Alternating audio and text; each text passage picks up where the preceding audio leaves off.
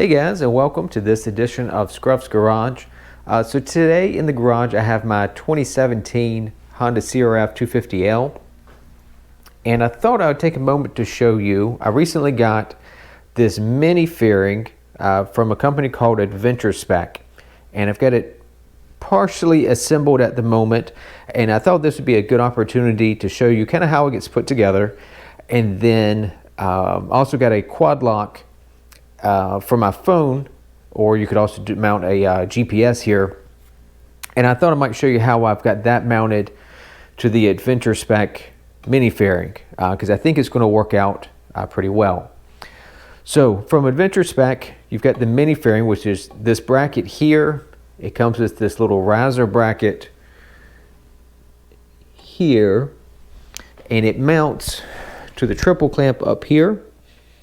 So you reuse your factory hardware right here. So you just take those two bolts out.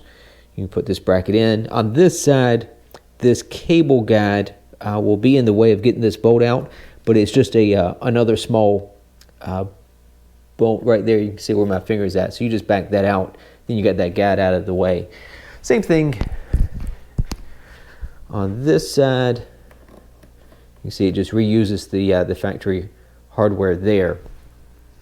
Then this is all one piece. It comes with an additional bracket. Let's see if I can get it a little bit of angle. This kind of a little bit of an L-shaped bracket. It bolts here, and then the plastic fairing will mount up here. I'll show you how it looks at the end, but this is what mounts here on the front. So one of those mounting bolts will go there, and then the two up there at the top. Now this mini fairing bracket plate, whatever you want to call it, is drilled for a couple of different configurations for this this kind of a riser bracket, and it can be mounted kind of horizontal like I have it now, or you could flip it, and it uses these bolts at the top and bottom, and it's just a 90-degree different orientation. That little bracket is drilled in what's called an amps pattern. So that's the 4 bolts here, which is a preset dimensions. If I can, let's see if this will zoom in. So there's that amps pattern. 30 millimeters by 38 millimeters. So it's kind of a rectangular size, but that's a fairly common size. And so quad lock makes a base that uses that same amps bolt pattern, which is actually very convenient. So that's how I'm mounting. So you've got the lever head for the quad lock, and I've got it mounted to this rectangular base. This rectangular base, you can see it here. It is, there's the SKU number, QLP-360-F4H, and then the lever head is QLP-360-LH. At the moment, I'm not running the vibration dampener. I've got an older iPhone XR. It's the newer phones that I believe have an issue with the camera getting messed up from the micro vibrations of the bike. So you could certainly add a vibration dampener into this. At some point, it begins to add some additional depth here, and not a big deal, except on the CRF250L, you've got the brake cables that come up here, and of course, as you compress the suspension, this has got to be able to move. So it gets in the way just a little bit. What you could do, because there's enough, right? This is a kind of a blank pallet in there. You could transfer that same amps, 38 by 30 millimeter rectangular pattern and drill holes, and then flat mount this base and not use the little riser that they give you, but you'd have to drill your own holes in the mini fairing bracket here. But that would give you a slimmer fitment if what you were, your total stack was getting taller, especially if you're using the vibration dampener, which adds some thickness as well. So, as you continue to build out, that could be an issue. Around town, my plan is to just have my phone mounted. I can do some basic navigation from my phone. If I do a longer trip, like a BDR trip or something like that, I'll probably get a dedicated motorcycle GPS. And you can get a kind of a universal mount. Because normally, like here's my phone, you've got the quad lock phone case, and it's got that mount built into the back of it. You can get that with a kind of a sticky adhesive back, and you could stick that to the back of a GPS, and then you could use the quad lock to mount a GPS unit up here if that's what you wanted to do. So that's kind of my plan. I've also got a USB charge port, but it will be mounted there, and then I can charge a phone or a GPS unit if I wanted to. And then there's also an additional mount. I really don't have anything to use for that at the moment, but I was thinking you could use that for maybe a switch, like a toggle switch, if you had some off-road lights. So if you did some night riding and you have off-road lights, that'd give you a spot to mount a toggle switch if you wanted to. And part of my hope is that this blocks the wind a little bit. I mean, obviously it's a very small fairing, so it's not going to be the same as a windscreen would be, but I'm sort of hoping maybe it takes just a little bit of the wind off. I haven't ridden with this on yet, so I can't say for sure. I'll give you an answer to that here shortly once I get everything mounted. The only thing to keep in mind, I don't have the key with me at the moment, but with this in place, you can't see the neutral light, which is a little annoying. When this is in place, you kind of have to duck down at a stoplight just to make sure you're in neutral. You can't see the green neutral light, but that's a small compromise to make for what this gives you with the rest of it. So I'm going to get the front plastic shield mounted. I'll just show you how it looks kind of as a finished product. Okay, and so this is what it looks like with the front fairing on. Gives it a little bit of that kind of rally Dakar styling, I guess. You can get this in white, black, or red, I believe. I just went with white because that's what the headlight housing is, and I got some white handle guards to go on. But like I said, you can get that in a different color if that's your preference. You can kind of see how it all stacks up. And you've got some decent room in here at the bottom. I did some measuring just to make sure that that USB port would clear, because you're going to have some wiring to tuck in and that sort of thing. So just be mindful of how deep of anything you need to mount if it mounts deeply. Okay, so I got the dual USB port, charge port installed, and it's wired.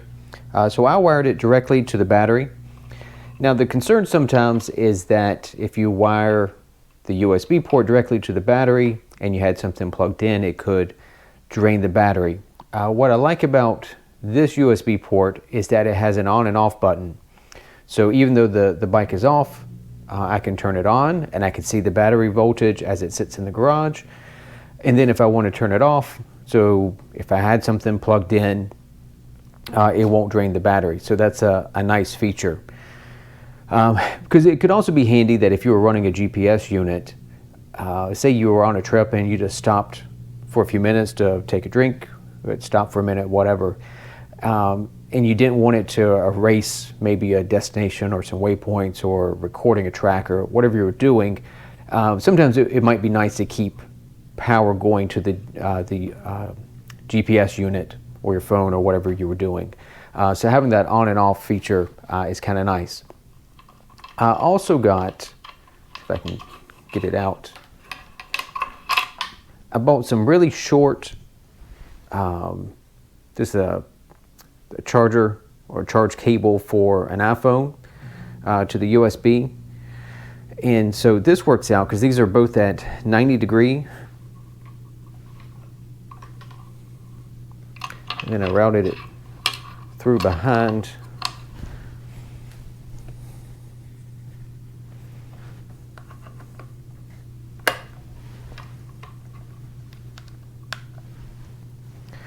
And so you can charge your phone while I'm routing, and you don't have a giant cord dangling all over the place. So that actually works out pretty well. So overall, I'm happy with the this USB and the phone mount. I used this for navigation the other night. I went out for a ride, maybe an hour and a half, and I was using my phone for navigation. And I had the charger plugged in, and this USB charger also has a cap, so you can cover and help keep it waterproof. Now, obviously, if you had something plugged in, it's not waterproof. But if your bike sat outside and you just want to keep it covered, that little cap is nice. And that cap is also transparent. So if you had that turned on but covered, you can still see the voltage through it. So if you had it covered and you just want to make sure you didn't leave it turned on, you can see the voltage through there. So that is a reminder that the USB is still powered. And while that glows blue, it's not so bright that it blinds you at night. And actually, when I've got the phone mounted, I really can't see it from a riding position. So that's not glaring in my face the whole time. I'll leave a link to this in the episode notes because I got it on Amazon. So if you got some questions about it, that's an easy way to find it. I also just noticed that the top and bottom USB ports face different directions. So this cable would be going that way, but if you use the top port is positioned, so the cable would be going this way. So that may or may not make a difference depending on what you've got powered and where you want to run your cables. As for the installation of the USB charger, honestly pretty straightforward. Let's see, you can see the two connections back there, a positive and a negative. I wrapped the wires in some heat shrink tubing. You can actually see some of the glue as it pokes out there, so it seals this up really well, and it protects it as it goes behind this headlight fairing.